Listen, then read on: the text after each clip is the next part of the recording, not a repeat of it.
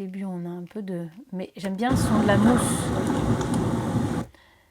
Puis c'est bien quand on entend les vagues et tout ça, on est toujours dans des bruits blancs et on a l'impression que c'est toujours pareil.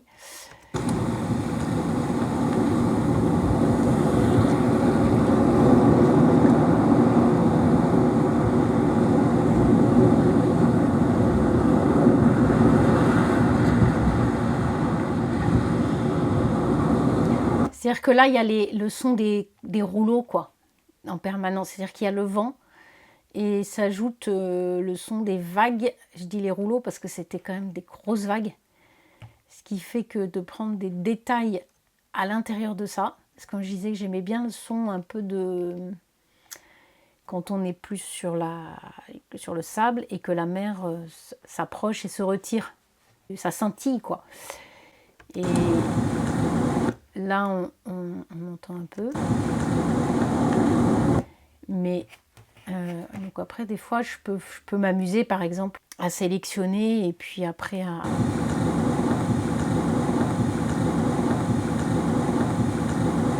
J'écoute après en boucle des extraits.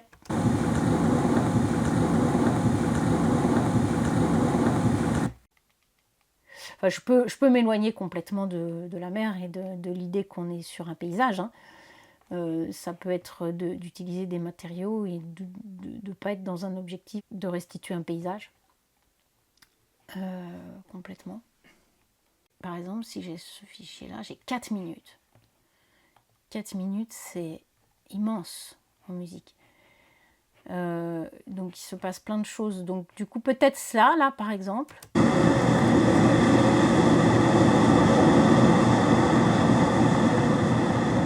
Je vis au bord de la mer.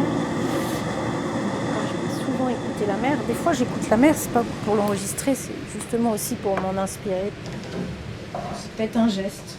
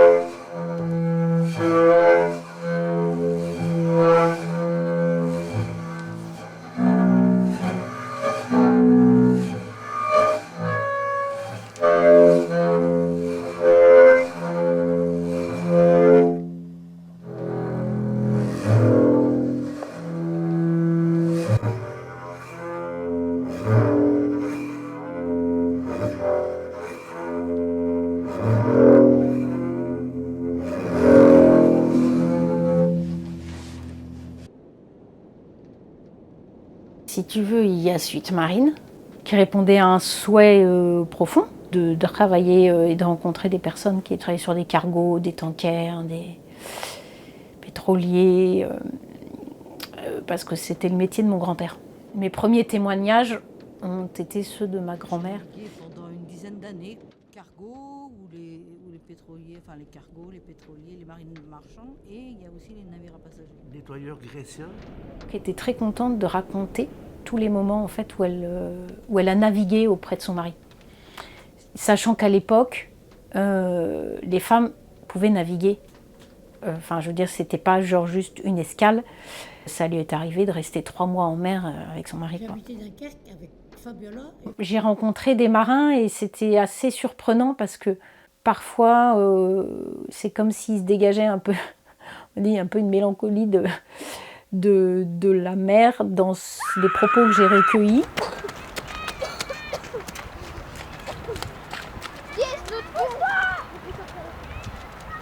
Parce que finalement, il y a de moins en moins d'actifs sur les bateaux, là, enfin ils sont difficiles à rencontrer.